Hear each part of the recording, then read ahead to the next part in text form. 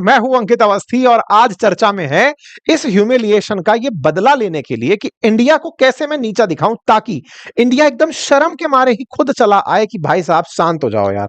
लेकिन हम तो और बड़े वाले हैं, हम शांत होने की जगह इन्हीं की रोस्ट कर लेते हैं। अच्छा, इस पूरी मीटिंग में एक व्यक्ति जिसका बहुत मजाक बना, आपने जिसे वेटर तक कह दिया कि जब पुतिन और मोदी जी साथ साथ निकल रहे हैं, ये आदमी हाथ बांध कर खड़ा है, मोटा मुंह उतरा हुआ है और इसको देखकर ऐसा लग रहा है कि यार बहुत बेइज्जती फील कर रहा है, ह्यूमिलिएटेड फील कर रहा है। तो ये किया, और ये किया तो भाई इस ह्यूमिलिएशन को मिटाने कहीं तो जाएगा।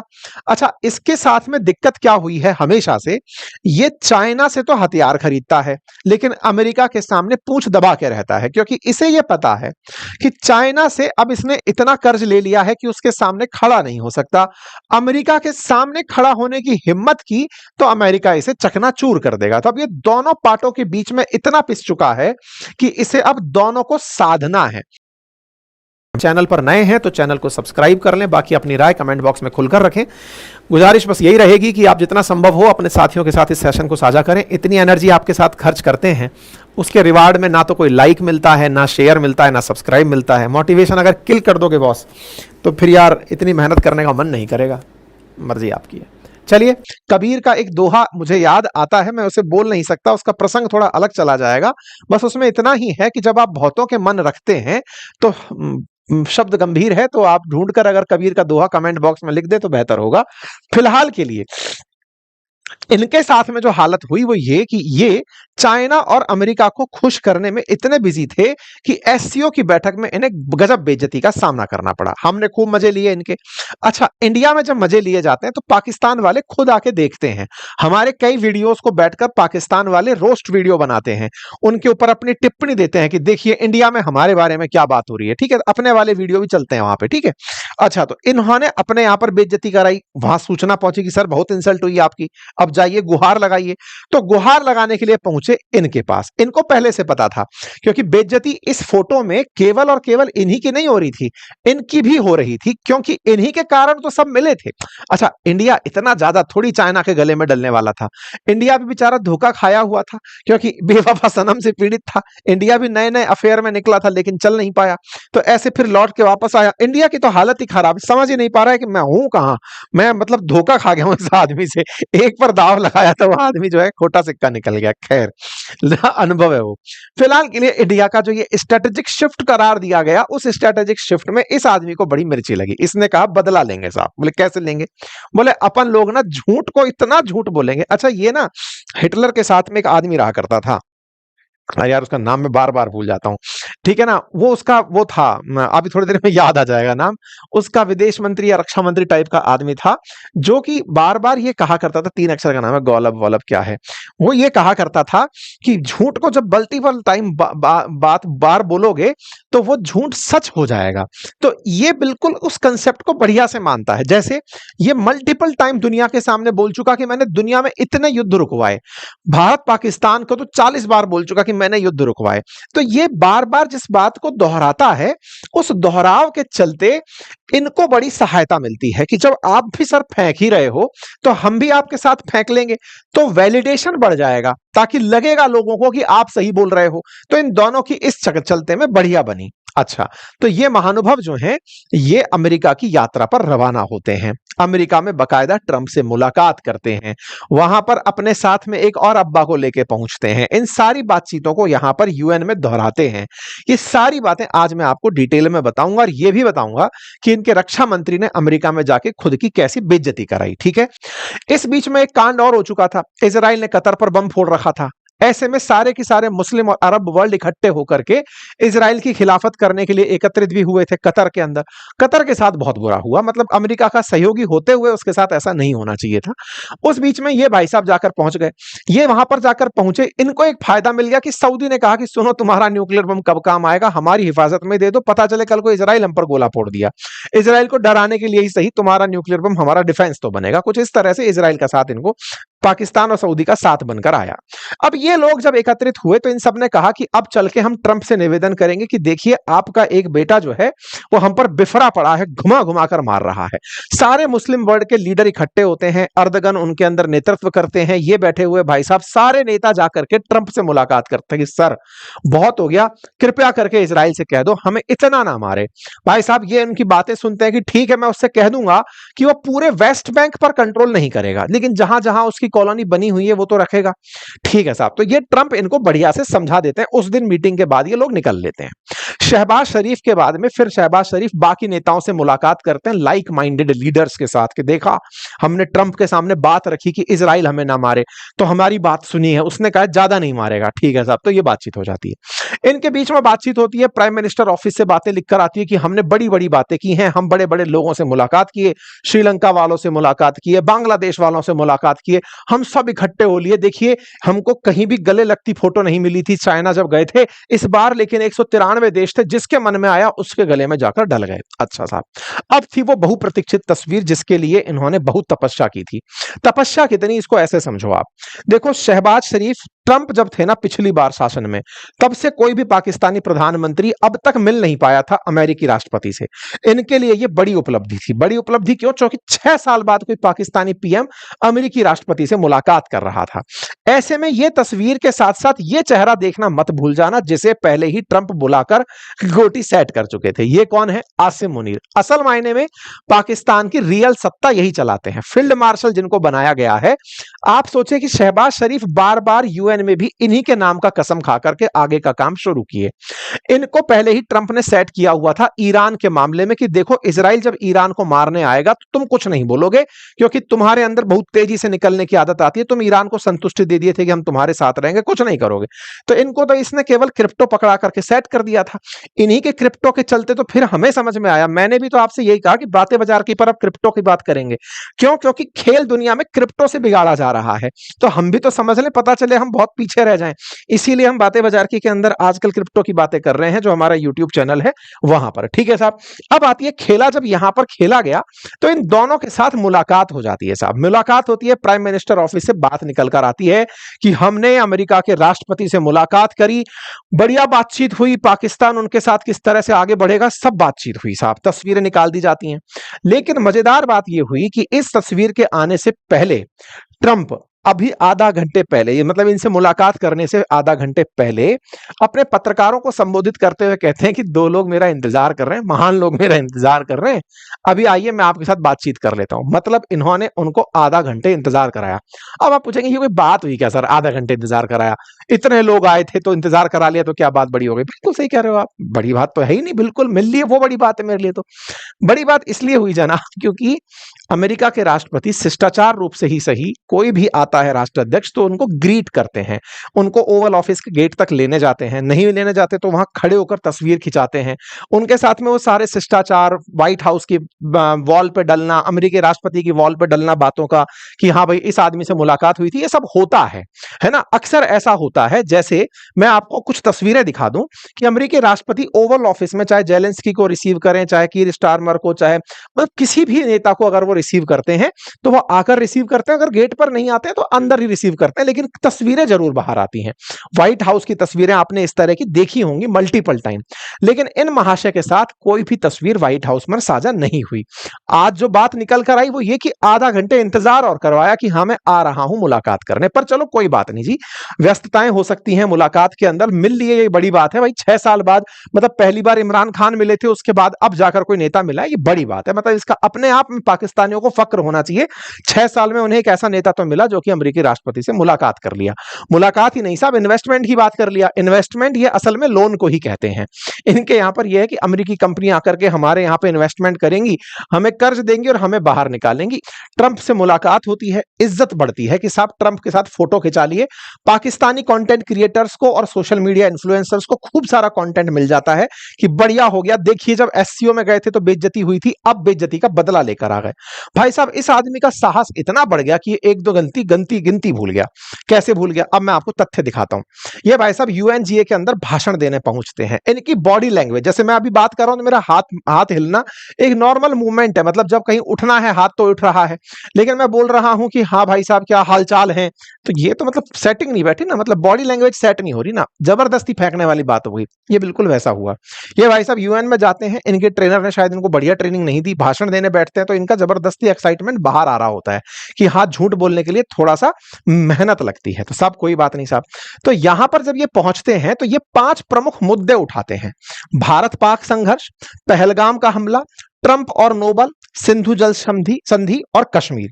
सबसे पहले भारत पाकिस्तान संघर्ष पर बोलते हैं कि भारत को हमने युद्ध में हरा दिया था, जीत हमारी हुई थी, अब लेकिन पाकिस्तान शांति चाहता है। वाह, ये पहला ही तथ्य ऐसा था जिसके लिए तालियां बजनी चाहिए। इंटरेस्टिंग बात यह था कि ये इस भाषण को जब दे रहे थे उस समय अपने साथ कुछ ताली बजाने वाले लोगों को यूएन में ले गए। जब मैंने वो वीडियो अपने घर में बच्चियों को दिखाया तो वो बोलते पापा ये तो साथ लेके गया होगा, इस तरह की तालियां यूएन में थोड़ी ना बजती हैं जो जिंदाबाद कोई देश के लिए लगाने लग जाए। मैंने कहा बहुत सही, बच्चा पहचान गया लेकिन पाकिस्तानी नहीं समझ पाए कि ये चीज पकड़ में आ जाती है। खैर कोई बात नहीं। ऐसे में इन्होंने कहा कि पाकिस्तान की जीत हुई। बाय द वे, जीतने वाला व्यक्ति आगे से सीज फायर की बात नहीं करता। पाकिस्तान के डीजीएमओ ने भारत के डीजीएमओ को कॉल किया था। दुनिया भर को यह जानकारी है। पता नहीं पाकिस्तान किस मुगालते में रहते हैं, रह भी सकते हैं, क्योंकि जब झूठ ही बोलना है तो कुछ भी बोलिएगा। और ऐसे में इनको झूठ बोलने के लिए यह तर्क मिला तो इन्होंने बढ़िया से फेंक दिया, यूएन के मंच से फेंका। दूसरी बात इन्होंने कही कि साहब हमने तो पहलगाम में निष्पक्ष अंतरराष्ट्रीय मांग की थी कि जांच करा लो, जैसा कि इन्होंने मुंबई हमलों के बारे में भी कभी कहा था। और तो और आगे निकलते हुए कहा कि सर ट्रंप को तो नोबेल शांति पुरस्कार मिलना चाहिए। हालांकि इस बात पर दुनिया भर के राजनेताओं के मन पर मुस्कान के भाव थे कि बहुत सही जा रहे हो लौंडे, बहुत सही। ऐसे में सिंधु जल संधि पर भी ये बोले भारत ने एक तरफा तरीके से जल संधि तोड़ दी है, हम इसे युद्ध की तरह ही मानते हैं। और कश्मीर के बारे में फिर इन्होंने कहा कि कश्मीर पर एक दिन जनमत संग्रह होगा और हमारे लिए फायदा होगा, यानी कि जनता वहां की खुद डिसाइड करेगी। और तो और इस बार इन्होंने नैरेटिव वॉर में एक लाइन और मार डाली, और वो लाइन ये थी कि साहब हिंदुत्व जो है ना, वो कट्टरपंथी हिंदुत्व दुनिया के लिए एक चुनौती बन गया है। हिंदुत्व इनसे बुला नहीं, इनसे बुला हिंदुत्व वाह वाह। और सच में ऐसा हुआ था, आप सुन सकते हैं।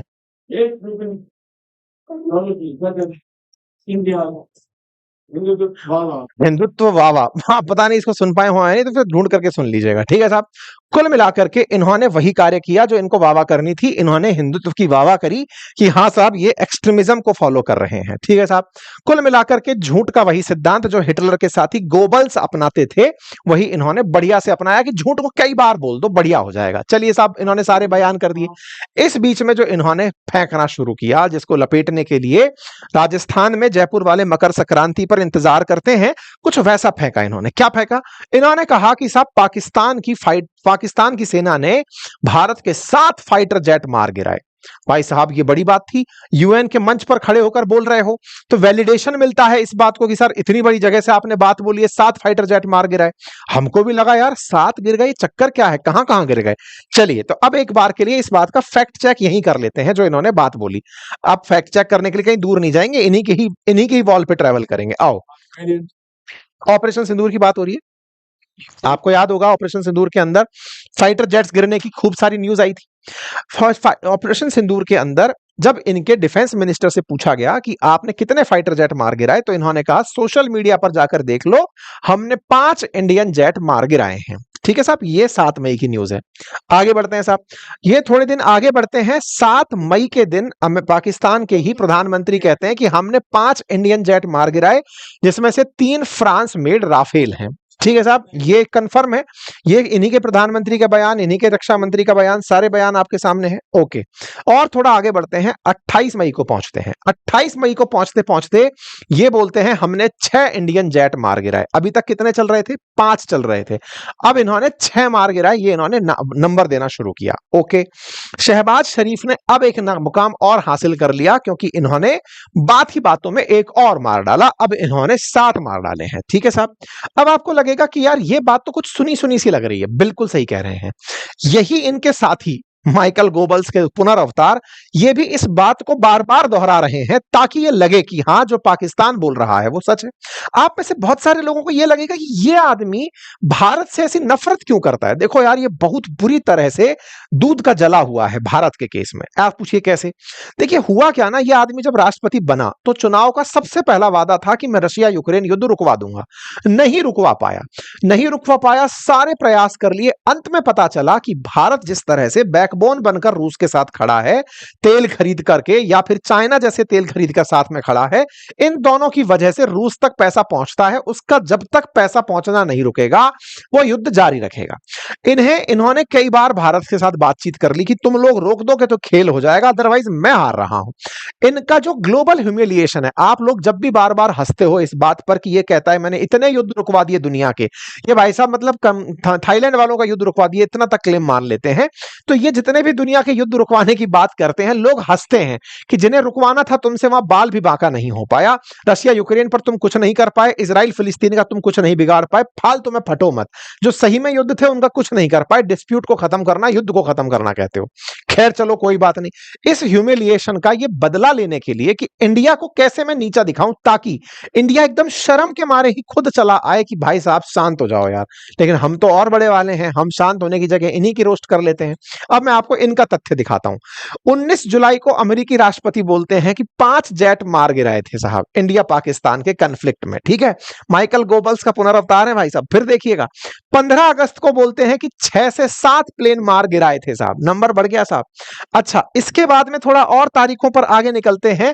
अगस्त 25 को बोलते हैं 7 जेट मार गिराए थे। देखिए साहब, हो सकता है कुछ समय बाद ये जेट की संख्या बढ़कर 8 भी हो जाए, क्योंकि धीरे धीरे कागजों में ये नंबर बढ़ रहा है। पहले म्यूचुअल अंडरस्टैंडिंग में बोले 5, बोले 5 में फील नहीं आ रही, 6 कर दो, 6 नहीं आ रही 7 कर दो। तो कुल मिलाकर आपने इनकी कहानी को समझ लिया कि इनके नंबर कैसे बढ़ रहे हैं और कैसे बढ़ाए जा रहे हैं। बाय द वे, पाकिस्तानियों ने एक और खुशी मनाई, और वो ये था कि ट्रंप ने अपने यहां पर जो बैज लगा रहता है उसमें एक फाइटर जेट पहना हुआ था।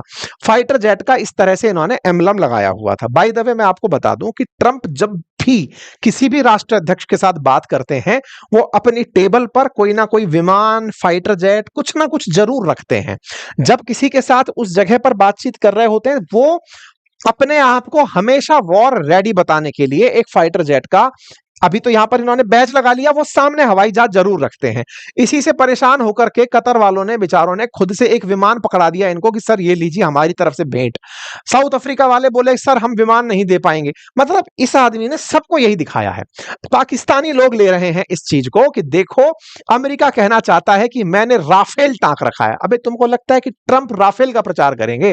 वो F-35 का प्रचार नहीं करेगा कि दुनिया वालों वो खरीद लो जो बिक नहीं रहा है, जो जबरदस्ती केरला में खड़ा रह गया है, उसे कोई खरीद नहीं रहा है। पाकिस्तानी मूर्खों, तुम चाइना से खरीद रहे हो, हमसे नहीं खरीद लोगे। लेकिन पाकिस्तानियों ने भर भर के तारीफ करी कि देखा उन्होंने राफेल लगा रखा था, इंडिया को जलाने के लिए। मजा आ गया भाई, पाकिस्तानी एकदम उड़े पड़े हैं, मतलब नेक्स्ट लेवल का चरम सुख पा रहे हैं।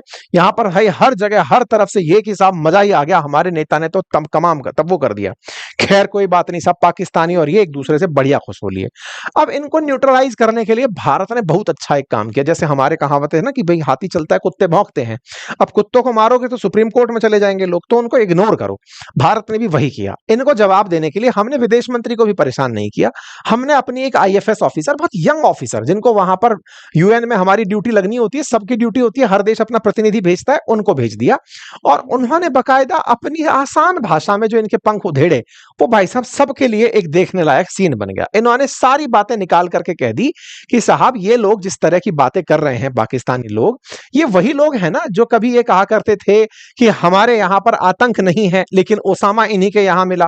जैसे भारत के पहलगाम पर जो छाती पीट रहे थे कि अंतरराष्ट्रीय जांच करा लो, ये वही लोग हैं ना जो रेजिस्टेंट फ्रंट, जिसने हमले की जिम्मेदारी ली थी, उसको UN में प्रतिबंधित करवाने से रोकने आए थे। बाद में वो आतंकी संगठन डिक्लेयर हो गया। तो बोले सर किस बात की चर्चाएं हो रही हैं? आज तो UN भी झूठ का गवाह बन गया। आप सोचकर देखिए, इतने सारे वर्ल्ड लीडर्स को भारत के एक छोटे से अधिकारी ने आईना दिखा दिया कि हमें लगता नहीं है कि तुम लोगों के सामने बोला जाए। हम तुमको बता दे रहे हैं, तुम्हारी प्रासंगिकता खत्म हो रही है। तो भारत ने इस बात को बढ़िया से कर दिया। खैर, अब भाई साहब अमेरिका की मीडिया इस बात को जानती थी कि मजेदार आइटम आया है, क्योंकि ये वही आइटम है जो कभी बोल दिया था कि सोशल मीडिया पर देख लो कितने फाइटर जेट गिरे हैं। भाई साहब, इनका एक इंटरव्यू ले लिया जाता है और उस इंटरव्यू में ये भाई साहब बोल देते हैं कि सेना के साथ हमारा जो रिश्ता है वो हाइब्रिड मॉडल जैसा है। मतलब इनसे पूछा गया कि यार हमारे देश में, ये अमेरिका रिप्रेजेंटेटिव हैं, इन्होंने कहा है ना कि साहब एक बात बताओ मिनिस्टर, कि हमारे देश में यानी कि अमेरिका में पीटर हेगसेथ जो रक्षा मंत्री है उसको सारे जनरल्स रिपोर्ट करते हैं। अगर पीटर हेगसेथ चाहें तो वो रक्षा मंत्री होने के नाते जनरल्स को हटा सकते हैं, लेकिन क्या आप अपने आर्मी जनरल को हटा सकते हो या आप उसे रिपोर्ट करते हो? तो ये भाई साहब पूरी तरह से आंसर स्पीचलेस हो गए। तो इन्होंने कहा कि देखिए, पाकिस्तान वो देश है जहां का रक्षा मंत्री वहां के सेना के जनरल को रिपोर्ट करता है, तो आपका कोई महत्व नहीं है। आप बताइए क्या है? तो इन्होंने कहा कि हमारे यहां पर सेना के साथ सरकार हाइब्रिड मॉडल में चलती है, हम मिलकर के काम करते हैं और ये इनका हाइब्रिड मॉडल है। और इन्होंने अमेरिका वालों से कहा कि आप लोग तो डीप स्टेट हो, क्योंकि आप लोगों के यहां पर कौन निर्णय ले रहा है वो किसी को पता नहीं चलता है। खैर साहब, एक और चीज निकल के आई। इन्होंने अमेरिका के सामने अमेरिका के बारे में कहा। एंकर ने पूछा कि चाइना के साथ आप लोग इतना व्यापार कर रहे हो, अमेरिका के साथ क्या फ्लर्ट कर रहे हो क्या? तो इन्होंने कहा देखिए, हाँ ये थोड़ा फ्लर्टियस रिलेशन तो है, लेकिन हाँ हम इसको मेंटेन करके चल रहे हैं। मतलब कुल मिलाकर के पाकिस्तान के किस दिन दिन लद जाएंगे ये पता भी नहीं चलेगा। जिस दिन अमेरिका ने भारत के साथ ट्रेड डील साइन करी उसी दिन ये पलटी मार देगा और पलटी मार करके इनका खेल बिगाड़ देगा। खैर, फिलहाल के लिए पाकिस्तानियों को खुश होने का दिन है, क्योंकि झूठ जब तेजी से बोला जब जाता है तो माहौल बढ़िया बनाता है, लेकिन कहते हैं झूठ के पैर नहीं होते, टिक नहीं पाता है। बाकी आप लोग इस विषय पर क्या सोचते हैं, अपनी राय जरूर कमेंट बॉक्स में दीजिएगा। चैनल पर नए हैं तो सब्सक्राइब कर लीजिए। धन्यवाद।